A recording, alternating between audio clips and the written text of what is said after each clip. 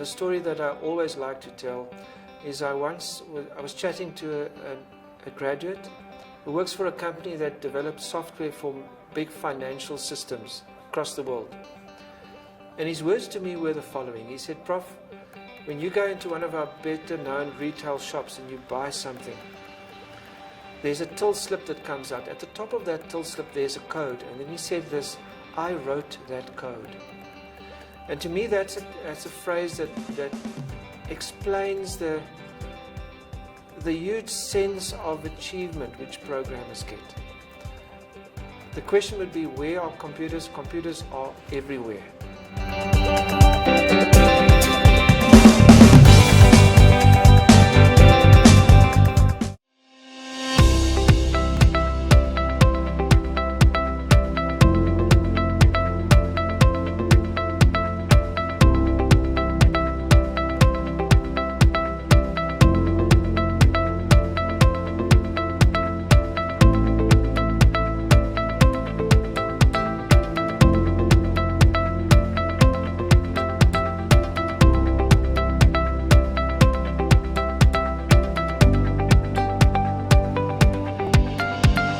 I'm Professor John Krailing. I'm a professor at NMMU Computing Sciences in Port Elizabeth, mainly involved with lecturing first years and computer awareness in schools across the province of the Eastern Cape. The big problem filters down from industry, and that's getting enough matriculant school kids interested in computers as a career. And that filters down on another level where many of the learners, and that's why we focus on the whole province, have this misconception that they need to have many issues in place before they can study computers. And I think the one is they hear of the subjects IT and computer application technology, and then they are at schools where they don't even have laboratories. And they assume that they cannot study computer science without those subjects at school, which is a total myth. I've received first years from real rural areas across Africa arriving in my class not ever even worked on a computer. And some of them are in senior IT positions across the country and across the world now. I'm Untitled Chapter. I grew up in Tanzania, which is in East London, Eastern Cape. I work at Intellect. I studied computer science in NMMU. Semi Joe Makalima, originally from Epizana. We relocated to Durban. That's where I did my studies. Matriculated in 2007 from Mowat Park High School. From there I went to NMMU, where I did computer science and information systems. I'm currently employed at DSTV Digital Media as a software developer. Hi, my name is Atiho Mlanjana. I was born and raised in Butterworth in the former Transkei. I'm a business intelligence consultant. My name is Anissa Casper. I'm originally from Port Elizabeth. I studied my undergrad at Rhodes University, then I went over to NMMU to study my honours degree. I did an information systems and economics for my undergrad, and then I also did business management information systems for my honours degree at NMMU. I currently work for Ovations Group, which is a consulting firm here in Johannesburg, and I'm a business analyst. In my final year, I got recruited by Microsoft to be part of their graduate academy, and from there I've been in the industry since. My name is Malusi Tsagasi. I'm a PE boy born and raised. I come from Blue Bay, which is kind of a small village just between Motherwell and outside the city of Port Elizabeth. That's where I grew up for most of my life. I went to Victoria Park High School and went to NMMU for my undergrad and my honours. Currently I'm a junior business development manager at Dimension Data Group, and yeah, that's me. My name is Baxolile Mapinya. I come from the Eastern Cape, from a small town called Alice. I now work for a company called Dimension Data, and my role at Dimension Data is Executive Director for Service Providers. Mutsim Fuleni, I run a business that has interest in ICT, well as ICT and retail, where we learn for the com shops. Growing up, like I remember the first time I was sort of introduced to a computer through a game. I was like, this is so awesome. I'm playing Need for Speed there. Like, Growing up, I wanted to be a number of different things, from engineer to chartered accountant. I think it was the best thing in my life, like just to play the game. So this is how I started to be introduced to computers, just by playing games, seeing it as this thing that can play entertainment. It's like a TV and music and games all in one. Coming into this field only happened after matric, because I hadn't applied to any university, so I had to go somewhere. I luckily had a cousin in PE who knew people at admin at the university. Sent through my transcript to her. She sent me back a list of courses that I qualified for. I saw computer science information systems for the first time. When I was growing up, I really didn't know exactly what computing was about. When I actually went to university, I didn't enroll in computing. I actually started out in accounting, and then I somewhat got pushed into information systems from my second year onwards. The reason that I really started going into computing, if I remember properly, was because I started playing Super Mario from the age of 4. Back then, I didn't know much about the industry. The one thing I did know, though, is that people who have this particular qualification, which is a BSc in computer science, tend to be sought after. I remember really enjoying technology and enjoying taking things apart and enjoying seeing how things worked. And though I didn't really know too much at the time, I enjoyed being creative and I enjoyed making things. So, as soon as I could see that, computing was a way to do much better things, to start building worlds and to provide ways for people to have fun and see something new, I became a lot more interested in it. Coming from the township, you don't really, you're not exposed to these things. You don't have a solid structure of learning how computers are built or how they work behind the scenes when you're growing up. I never regarded myself as a technologist when I was growing up. I was more the kid that liked to play outside, was into my sports. Never really that much exposed to computers. Even when I was at high school, I had very limited exposure to things like computers. Yes, we did have a computer lab, and we were fortunate to have a computer lab, but I didn't really spend a lot of time exposing myself to computers. When I actually ended up being in university, I realized it was completely different from what. From my perspective, it was more of, it was programming, it was coding, and that's all you actually do. But when you're actually in information systems and you're in university, you see how broad it is and how much you can actually do with the module or with the degree itself. What I did know and had a feeling of was that computers and technology in general was becoming a bigger part of our lives. I saw computer science information systems in a list of your BCom accounting, economics and everything. So my thing was to take up this course because I knew no one who'd done it, and that then my chances of getting a job afterwards would be greater than the other, if I were to pursue the other careers. And this is how I ended up here. The Dean of Science then addressed some of us who were going to choose the BSc route, and then he gave us all the various options, the pros and cons, the benefits of the various options, and then he mentioned computer science, which some of my classmates had also mentioned. So the more they spoke about this computer science, the more intrigued I was. So it became the natural choice for me. Of course, I love maths. So for me, whatever I chose had to involve maths somehow.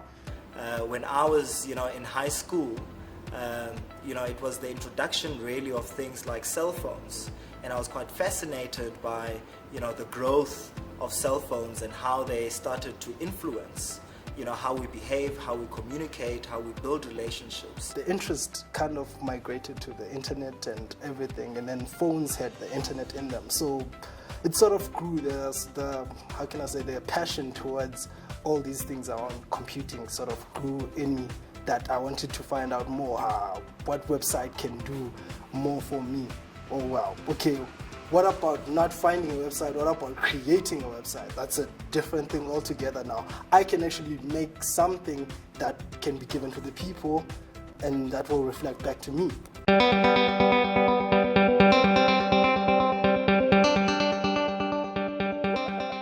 Computer programming is basically the basis of software development. It's how you teach the computer to do certain tasks. So you're basically creating a program that will do the task you want. So if you want, let's say, a calculator, you're gonna define the screen, and when you press this button, you have to define what that button does, how this button looks, that type of thing. So you're basically creating something. It's sort of like art. You're making this thing that's like, that has this look or this feel, and in that feel, it works in a certain way. To me, it was about, in the practicals, where you're given a scenario, write a program that will do A, B, and C. So I took that out of the classroom and think, okay, if someone can give me these specs and say, do A, B, C, it means that with the challenges we have outside, it's something that this career it will help me address some of those things. You incorporating art in there, you incorporating some mechanics behind it, so that when you basically interact with it, it interacts back. I coupled it with economics, so my vision was to develop. I remember at the time there was a lot of financial crises around the world. So I dreamt of one day developing software that would alleviate those things in the rural areas anyways. Tourists will know that if they go up the Rockefeller building in America, there's a computer program driving that lift. It was written by graduates in Cape Town. Many people watching this would have bought houses on Property 24. There's a bunch of graduates sitting in Cape Town that develop Property 24 and maintain it. And I can carry on and on and on. My mom always kind of made jokes about how I was a super introvert and I should never try to do something like sales because I needed to just sit in an office and never see anybody. So when I told her that I was going to do computing, she said that was actually, perfect. That was something that I should do. So I'd go home and be, this is what I'm doing. So, my first program was obviously first practical, first year. So I wrote a program that does this, this, and this. You get to people who do not even know what you're talking about. You're excited about it. They don't know what it's all about. So I sort of had to be an advocate for it at home.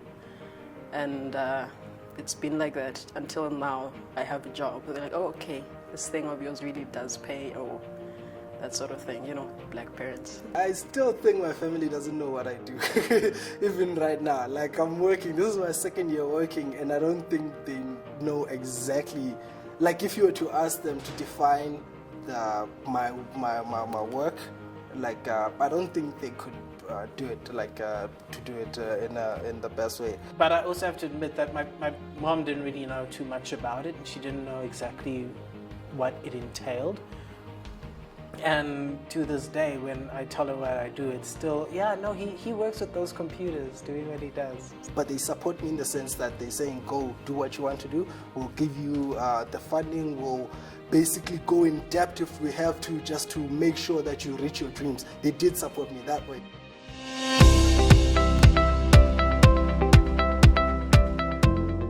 In our discipline, there's up to 300 different careers, and every individual literally plans their own career as they go along, so have that flexibility.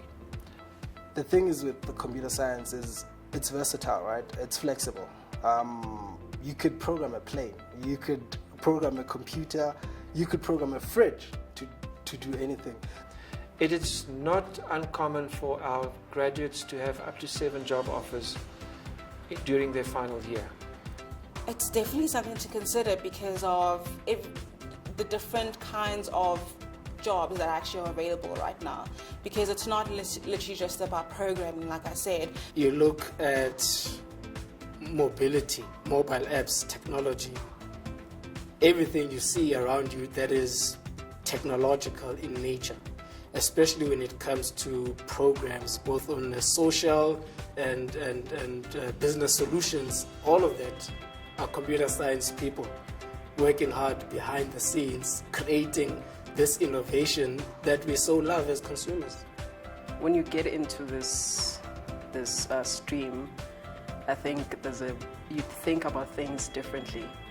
So you're given a program, do ABC. You think about it in a different way as you would to think about it, maybe say in a mathematics sort of stream, where you have to dissect the problem to its cause and try build a solution, knowing all the bricks like from foundation.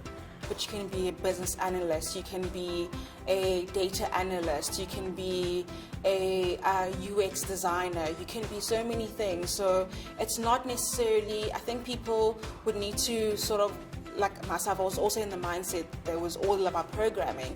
But once you actually get out of that and you see what is actually available out there, then you know that it's not just one small specific part that is computing, but it's actually much broader, and you can find yourself in one of those streams. But then there are other, let's call them softer issues, which we do not think of. Many of our alumni would tell us, this degree gives you the flexibility of planning your own life. It's not like a structured profession where you have a career path pinned out for you. Computer scientists they're strange people, right? They're like mathematicians who just got too creative one day and decided, I'm going to try this instead. So getting to work with people like that who challenge you every day, but who'd also like make you think and make you laugh, that was by far the most fun part of actually studying computer science. For me, the ICT issue and access is almost like a human rights issue. You can't want South African kids, particularly those coming from similar backgrounds with me, you want them to excel, you want them to be thought leaders, you want them to be innovators, but have no access to internet or connectivity, because their mates, their peers somewhere else in the world are already doing these things, already are garage innovators, already ahead of the trend. So it's something that we must canvas for, work together with the entire society, the academics, the industry, as well as civil society, making sure that today's child has that smartphone. It's affordable, that data bundle is affordable for them to access, particularly having to learn on the e-learning platforms on the internet. It's almost like access to water. That's how important it is.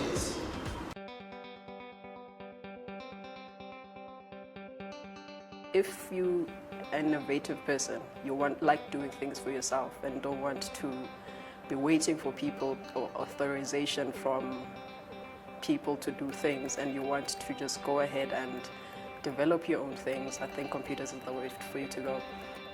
Because it opens up so many doors. Computer science is a lot like math in that while you're growing up, sometimes you don't see the practical application of what you'll be doing. It teaches you ways of thinking that are invaluable in business.